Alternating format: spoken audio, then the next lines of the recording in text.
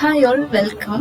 ഇന്ന് നമ്മൾ ഡിസ്കസ് ചെയ്യാൻ പോകുന്നത് UGC net general paper qualifying ആസ്പെക്ട്സിനെ പറ്റിയിട്ടാണ്. ഓക്കെ, പേപ്പർ 1 അല്ലെങ്കിൽ ജനറൽ പേപ്പർ എന്താണ്?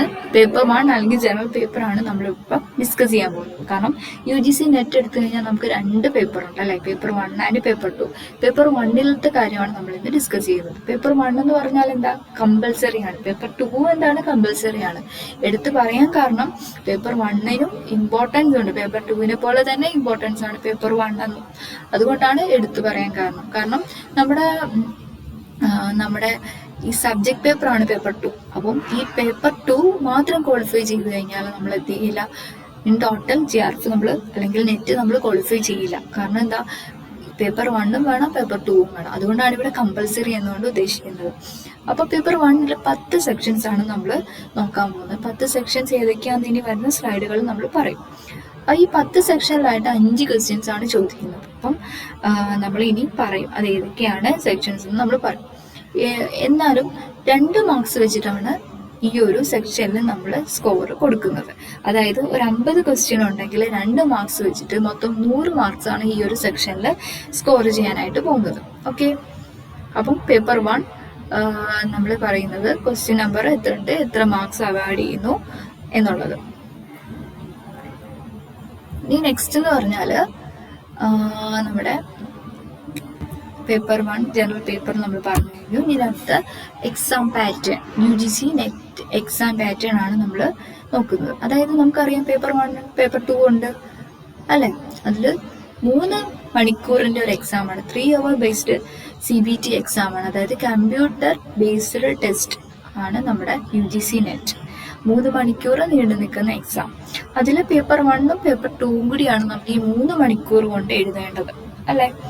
അപ്പം ഇവിടുത്തെ മീഡിയം എന്താണ്? ഇംഗ്ലീഷ് അല്ലെങ്കിൽ ഹിന്ദി. കാരണം നമ്മുടെ ഓൾ ഇന്ത്യ ലെവലിൽ നടക്കുന്ന എക്സാം അല്ലേ. അപ്പം നോർത്ത് ഇന്ത്യൻസിന് വേണ്ടിയിട്ട് ഹിന്ദി, നമ്മുടെ സൗത്ത് ഇന്ത്യൻസ് ആണെങ്കിൽ അവർക്ക് എന്ത് ചെയ്യും, ഇംഗ്ലീഷ് ഓപ്റ്റ് ചെയ്യാം. അപ്പോൾ ബോത്ത് ഇംഗ്ലീഷിലും ഹിന്ദിയിലും നമുക്ക് ക്വസ്റ്റ്യൻ പേപ്പർ കാണാനായിട്ട് സാധിക്കും. ഓക്കെ, നമ്മുടെ ഓരോ ക്വസ്റ്റ്യനും 2 മാർക്ക് വെച്ചിട്ടാണ് ഇവിടെ സ്കോർ കിട്ടുന്നത്. ഓക്കെ അല്ലേ. നമ്മൾ നേരത്തെ പറഞ്ഞു ഇൻറ്റു 2 നോക്കിയാൽ മതി. നമ്മുടെ പേപ്പർ 1-ത്തെ കാര്യമാണ് പറയുന്നത്. നെഗറ്റീവ് മാർക്കിംഗ് ഇല്ല. അതൊരു വലിയ ബെനിഫിറ്റ് ആണ്. കാരണം നമുക്ക് എത്ര വേണമെങ്കിലും ക്വസ്റ്റ്യൻ അറ്റംപ്റ്റ് ചെയ്യാം, നെഗറ്റീവ് പോകുന്നുള്ള ഒരു പേടി നമുക്കിവിടെ വേണ്ട. ഓക്കെ, നെഗറ്റീവ് മാർക്കിംഗ് ഇല്ല.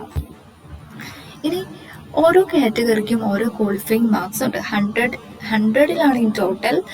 ജനറലിന് 40, SC ST OBCക്ക് 35.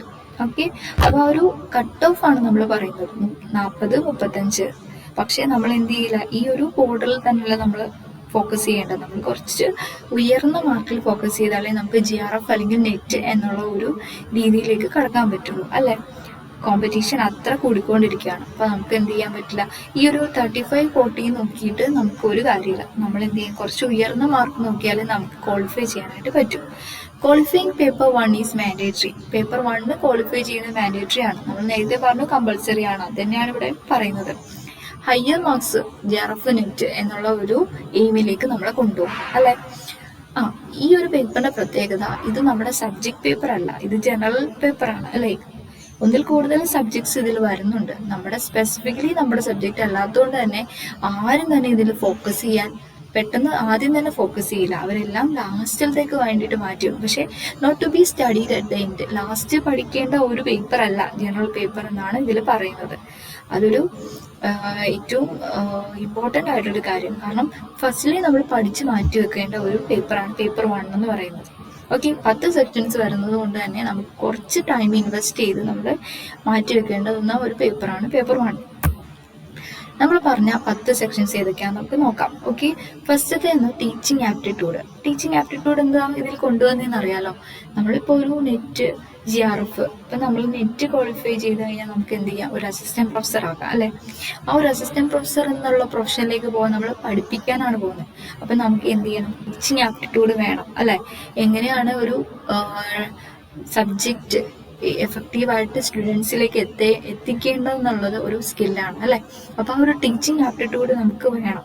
അപ്പോൾ അതിനെ പറ്റിയിട്ടുള്ള ഇൻഡെപ്ത് അണ്ടർസ്റ്റാൻഡിങ്സ് ഒക്കെയാണ് നമ്മുടെ ഇതിൽ വരുന്നത്. അപ്പോൾ കുറച്ച് ക്വസ്റ്റ്യൻസ് നമ്മൾ പ്രാക്ടീസ് ചെയ്യണം. ടീച്ചിങ് ആപ്റ്റിറ്റ്യൂഡിന് വന്നത് BEd MEd അങ്ങനെ കഴിഞ്ഞവർക്കൊക്കെ ആണെങ്കിൽ കുറച്ചും കൂടി ഒരു എന്ത് കിട്ടും, ബേസിക് ഉണ്ടാവും. പക്ഷെ നമ്മൾക്കും ഇല്ലാത്തവർക്കും ഇല്ലെന്നല്ല, അവർക്കും എന്ത് ചെയ്യാൻ പറ്റും, പ്രാക്ടീസും പിന്നെ കുറച്ച് ഒന്ന് പഠിച്ചിരുന്നാൽ കിട്ടാവുന്ന ക്വസ്റ്റ്യൻസേ ഉള്ളൂ. ചിലപ്പോൾ ഒരു 5 ക്വസ്റ്റ്യനിൽ കുറഞ്ഞ് ചോദിക്കാം, അല്ലെങ്കിൽ ഒരു 2 ക്വസ്റ്റ്യൻ എക്സ്ട്രാ 5-ൽ നിന്ന് കൂടുതൽ ചോദിക്കാം.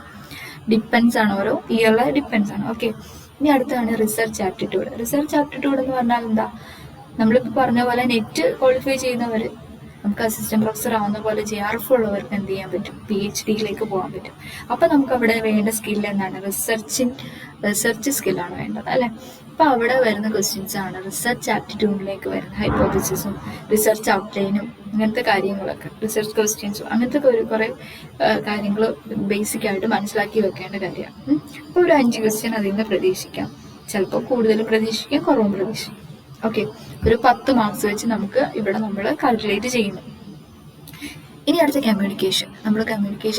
നമുക്ക് ഒരു ബേസിക് ആയിട്ട് നമ്മൾ പഠിച്ചിട്ടുണ്ട് എന്താണ് കമ്മ്യൂണിക്കേഷൻ. പക്ഷെ ഇത് നമ്മളിവിടെ നെറ്റിന് പഠിക്കുന്ന സമയത്ത് പല ഡിവിഷൻസ് ഉണ്ട് കമ്മ്യൂണിക്കേഷനിൽ. അപ്പം അങ്ങനത്തെ കുറച്ച് ടേംസും കാര്യങ്ങളും ഒക്കെ നമ്മളിതിൽ ഓർത്ത് വെച്ചിരിക്കണം. അങ്ങനെയാണ് കമ്മ്യൂണിക്കേഷൻ എന്നുള്ള ഒരു ടോപ്പിക്കിൽ നിന്ന് വരുന്നത് തന്നെ. കുറച്ച് ബ്രോഡായിട്ട് നമ്മളിവിടെ പഠിക്കേണ്ടതുണ്ട്. ഒരു 5 ക്വസ്റ്റ്യൻസ് 10 മാർക്സിൽ നമ്മൾ മനസ്സിലാക്കി വെച്ചിരിക്കണം. 5 ക്വസ്റ്റ്യൻ വരും എന്നുള്ള ഒരു പ്രതീക്ഷ നമ്മൾ ഇതിൽ കൊടുക്കുന്നു.